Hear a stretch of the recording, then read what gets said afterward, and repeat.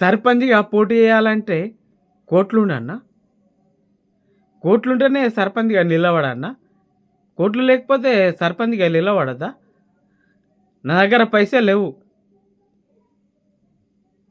అంటే సర్పంచ్‌గా నిలబడితే కోట్లుండాలే.